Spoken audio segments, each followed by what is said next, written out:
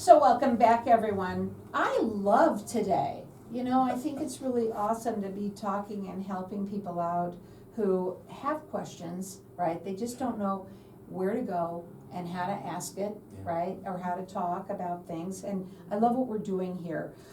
For anyone that's just tuning in, I do want to just really quickly say I have Tiffany Phelan. She is the owner of Senior Helpers with an S.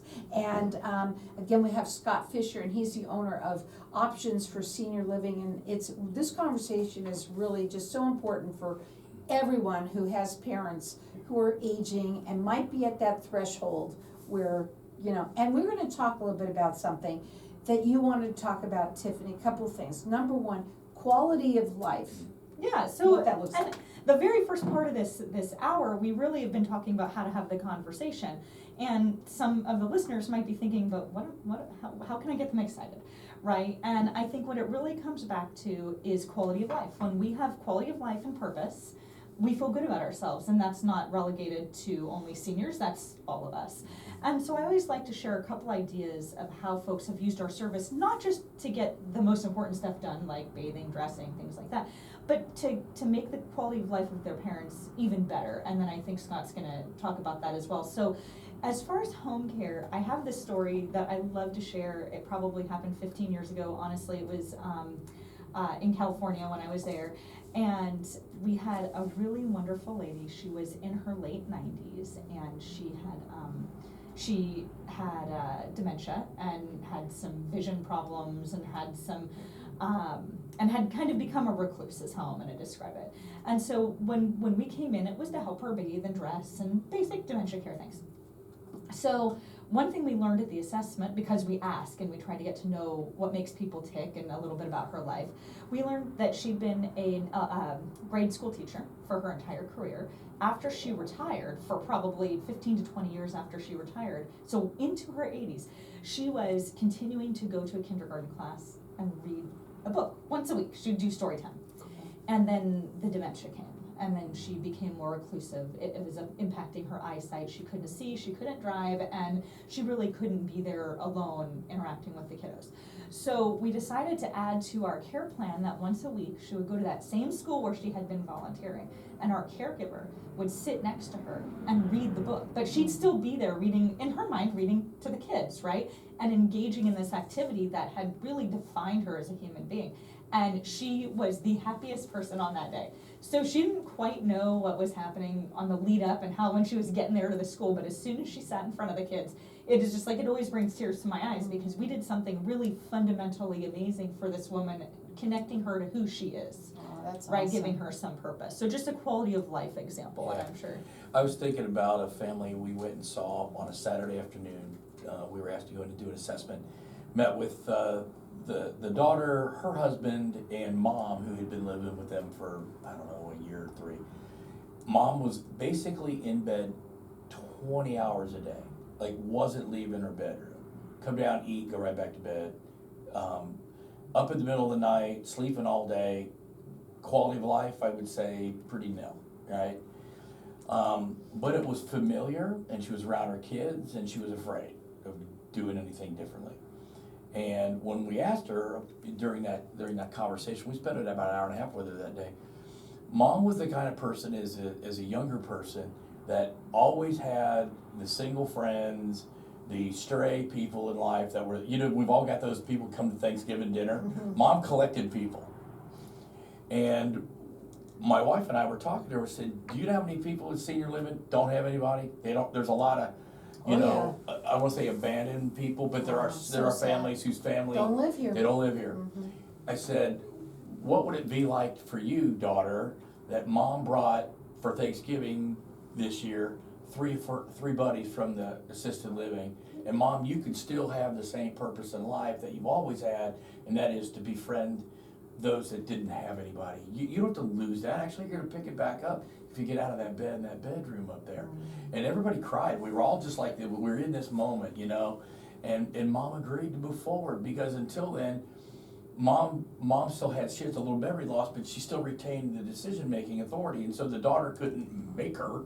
I guess she could kick her out, but nobody was up against the wall. But we were trying. She had no purpose. We did no purpose, and we were trying to get mom to see that, like, going to senior living isn't the end, it's a new chapter, it really is a new chapter if you take it that way. Let's and talk a open little that door. tiny bit about some of the different facilities that are there Mhm. and how different they are. Because some people, you might just wanna go into assisted living, if you call it that, when you're Yeah. just, maybe you don't wanna live at home anymore, you're ready to make the next step in your life, and you're not really out of it, Most of the people that we talk to are the adult kids, Mhm. and something has precipitated the reason for a move, and there's usually some care concerns. If it was earlier in the game, we might be talking about independent living, Yeah. and we're still talking home care at a time or whatever. But if we're heading towards assisted living, and we're moving in that direction, we have to decide, hey, are we moving towards more of a corporate assisted living center, apartment complex, dining room, van, activities calendar, all that kind of stuff? Or are we moving towards like a small, private, residential assisted living home? More high care needs, more high care touch, maybe budget driven, that kind of thing. So once we decide which direction we're going, none of those assisted livings are the same.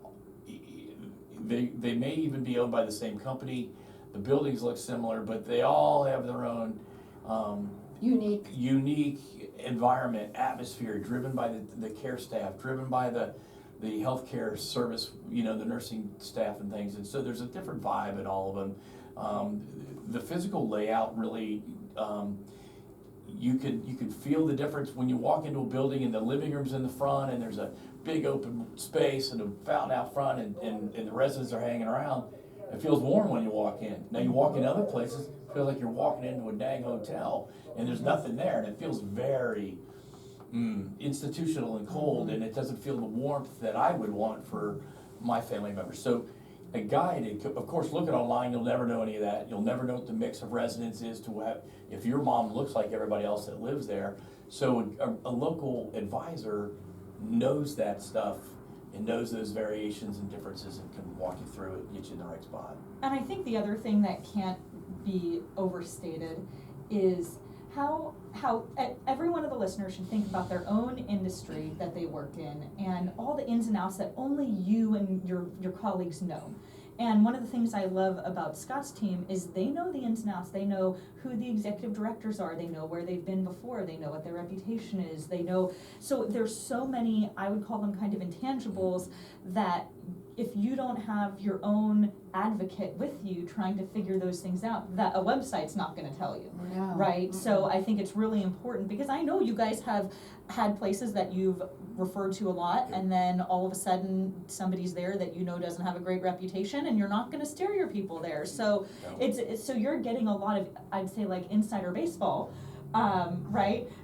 When you choose somebody to assist you, and it's free. And you gotta remember, just like anything else, let's say you're calling some place, of course they're gonna sell you on that place, and they're not gonna let you know some of the things that go on behind the scenes that you find out because, I'm saying this to you, Scott, because, though you have people that you've placed there, and if something has happened, I'm sure you're right on it. Well, there's and then experiences and there's relationships with other colleagues that have had bad experiences. Mhm. Not every facility is licensed for the same level of care. So assisted living in Arizona has 3 levels of care. You could have people that they were never told that we can't take higher levels of care. How many assisted living and all of that type of places do we have here in Arizona? Oh my goodness. Like 8 million? There's over 2,000 just in Maricopa County Yeah, that are I licensed bet. facilities. That are licensed? Yeah. Right. Yeah. So those different assisted living facilities may only be licensed for supervisory or personal care, not directed. Mom now has a setback, needs a higher level of care. In her home for 3 years, never told them, we can't go the distance, we can't take care of you, never disclose that.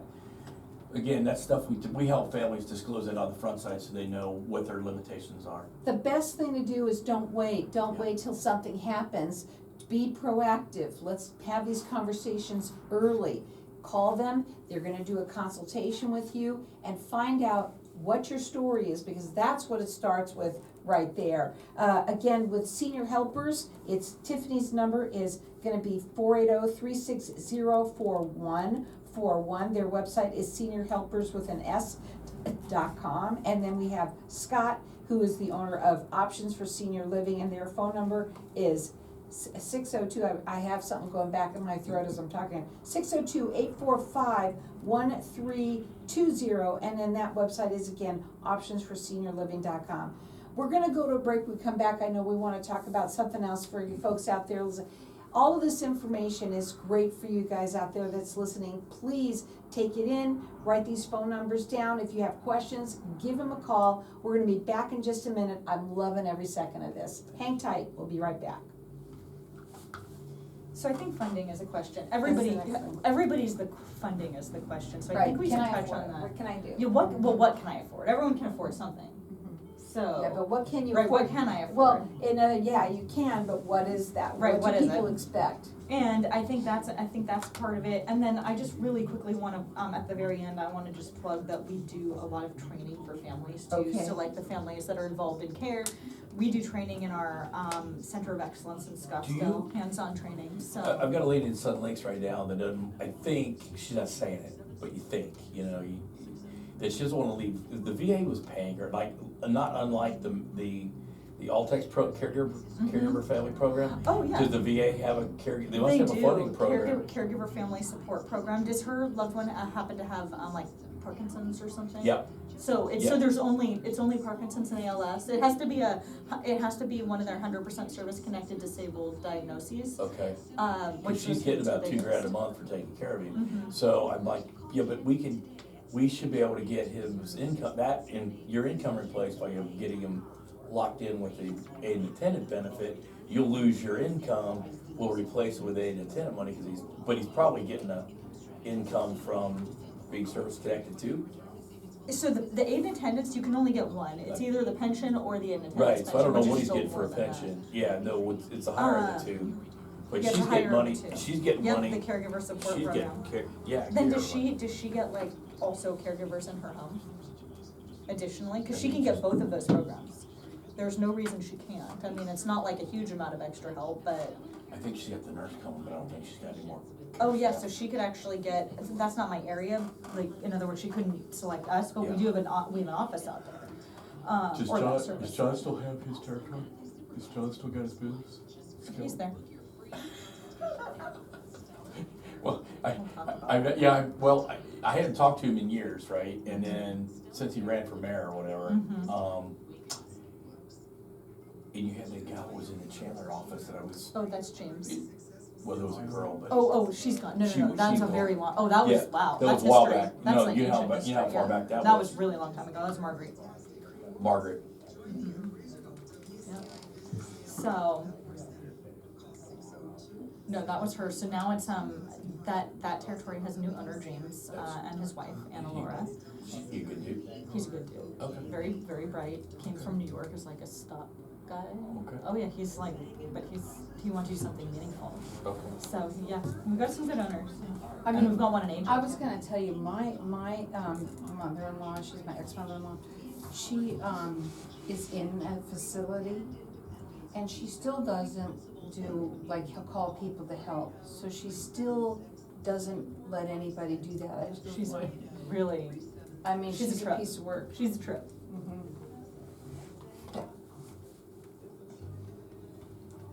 So welcome back, everyone. If you've got a parent who is aging, and everybody's aging, the minute we get born, we're aging. But, this is an important information here that you're listening to, and maybe it's you or someone that, please write this information down, look up these people, because let me tell you something. One thing that I could say, and I know I've had when my ex-mother-in-law was having an issue, I happen to have been having Tiffany already on the show, and I was talking, and so yes, you did help, and it was wonderful to have that. And I'm just telling you, I know for a fact, by now knowing Scott as long as I have, that I only wish that I had this information. I didn't have to have this with my parents. I was very fortunate, but we would have been so much more ahead if everybody had planned things a little bit better. Anyway, I want everyone to be just listening to this information today. You want to talk a little bit more about funding? Let's go talk about that. I do. So, we started out talking about how to open up this conversation with your parents, and I think listeners need to know that. Then we talked about this really isn't about taking away, it's about adding quality of life, and we discussed that. But the next big question that's on everyone's mind is, how much is this gonna Yeah, cost, yeah, and can yeah. I afford it, and what Right. can I afford? Mhm. And so we wanted to talk a little bit about some of, obviously, a lot of people are dipping into their savings or their retirement or whatever they're dipping into to pay for this, but there are some other sources of funding that I just think deserve to be discussed. And one of the ones that I always bring up, well, first of all, we have long-term care insurance. Everybody had their policy written at a different time, and Scott and I were sitting here joking that if you got your policy in the 80s, you were the luckiest one among us, because man, some of those are really amazing. And so, but there is long-term care insurance, which a lot of folks, especially a lot of state workers, got this as one of their options when they were, maybe they paid for it themselves, but it was through their job. So a lot of workplace long-term care insurance companies. And then, so that's one. And then the other one I like to talk about that's so underutilized is the VA. And folks, I know hear the word VA and there's a variety of connotations, right? Some people say, oh, great care. My dad loves his care at the VA. Some people say, oh, I heard stories. So you get everything. But one thing I can say about the VA is that their book of benefits is really incredible. And one of the challenges is a lot of folks who served, say, they served 40 plus years ago. They did their time, they got out of the military, they went on to their civilian job, they took their insurance through their civilian job, so they never needed the VA, so it just sort of sat there. And most people have forgotten that they actually have access to that benefit no matter, they can start at any time. And one of the huge things the VA does is provide a home care benefit. And so they do it in a variety of ways, and I'll let Scott talk about the aid and attendance, because that can be used in a lot of ways. But our company, Senior Helpers, works directly with the VA here in Phoenix, just to accept a benefit that allows the VA to pay for caregivers. So in-home caregivers pay directly to us through the VA to allow people to stay in their home for longer, and you don't need to use the VA as your primary. Right, you can still see all your regular doctors, but it's a benefit that's there waiting, so why not tap into it? So that's another big one to pay for home care. And then Scott. It's a huge help, and these guys have often neglected ever enrolling, and so they didn't even know it was there. Or they only served 4 years. What's in it for me, right? The other one is the aid and attendant benefit that you mentioned, and this is a trust fund that was set up, I think. The World War I guys were the first ones to access it back in the 80s, and it's really this huge trust fund that continues to grow, and it's set aside for men and women who served during wartime. They didn't have to see combat, they didn't have to be in theater, they could have been stateside during Korea, but if they were active duty during this specified window of time, each wartime has a designated time by the Department of Defense, they could be eligible for an additional income stream that goes to offset their care costs, which is huge. When somebody could get another $2,400 a month or whatever the benefit is this year, it could be the difference between applying for state benefits through our LTEX Medicaid program or being able to select the senior living that they've been entitled to. And again, you get guys all the time who go, oh, I was never in the Britain, I didn't see combat, I wasn't on a boat in the China Sea or anything, and they go, no, you served your country, you're eligible, you're entitled, please accept. And so then we walk families down that process. They can either apply for it themselves. There are elder law attorneys that take a lot of that financial planning off of people's laps. There's also paraprofessionals and other certified entities that do that planning and really take the paperwork off the hands of the family.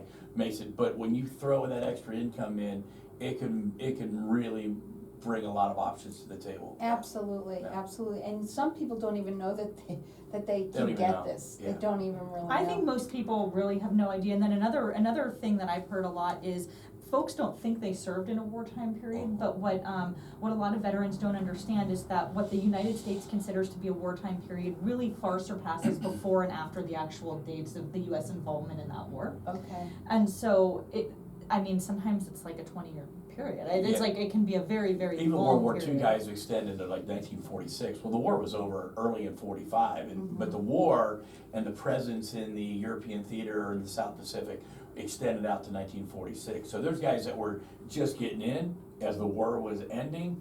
They could potentially still qualify for benefits under the indigent. You don't know program. until you ask. You don't know. And I think another one, and we just discussed this, is what is your diagnosis? And one of the things I've never found anybody who knows this, except for you, Scott, is that there are a couple of diagnoses that are 100% service connected.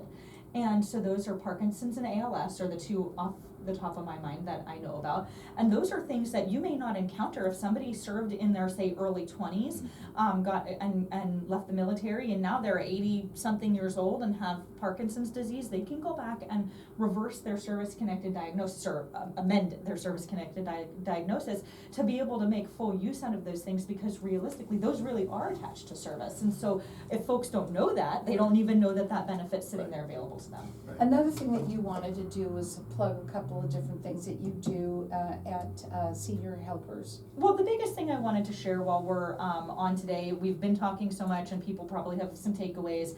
And education is really just a cornerstone to, I know it's what Senior Helpers does, I know it's a cornerstone to options. And so for us at Senior Helpers, we do a lot of family training. And we want to plug that. So if you're a family member out there and maybe you're providing a little bit of care, or maybe your loved one just got a dementia diagnosis and you're trying to say, I don't know what to do. We have so much wonderful training that we'll provide one-on-one or in a small group setting, or I've taken this training on the road to churches around the valley. And we'll present a variety of different trainings. We really want to educate the community. I love that, because this is a lot of children, I think we've mentioned this before, feel like they owe their parents the duty to take care of them. And okay, you could start off that way, learn, get trained, see what you can do to help. It's still gonna be very hard. And there's things as the parent gets older, the other things that come, that they get sicker with, or things that happen that you might now need the next step. And then you can take it in baby steps. I think that's fabulous. Yeah, our mission statement for years has been to prepare all families for long-term care and the journey. And so it doesn't say be the best placement agent, it's to prepare families.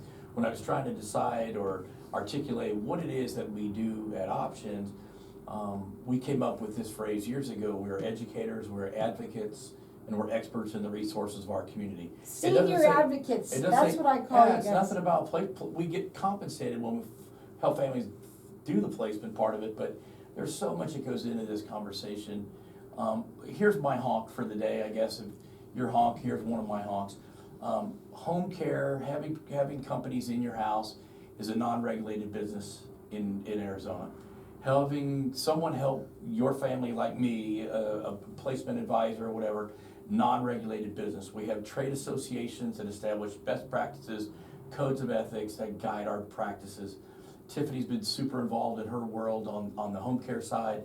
She's been in business 20 years. Option's been in business 20 years. You can't get down the road that far taking advantage of folks. I've been intimately involved in the advocacy for our industry. So, Carol, is just, here's my PSA to the listeners is, hey, do your homework. If you don't call us, make sure you call somebody that has some credentials as part of the associations. But we're here because we've ground that out for 20 years to be in front of people, to be able to earn this right, to be able to say, hey, we've earned that spot in our industries to hopefully be leaders in this. I don't want to interrupt you, but I say, No. Don't you want your parents to be somewhere that you know is safe? Just like they wanted to know you were safe when you were younger. You want to know that your parents are being taken care of, whether it's in the home or whether it's not. And that's what starts off with, and doing this in a proactive way to make sure that you start it early, start this journey, start talking about it. That's what this is all about, cracking the ice on a hard conversation. I wrote that down because I thought it was great.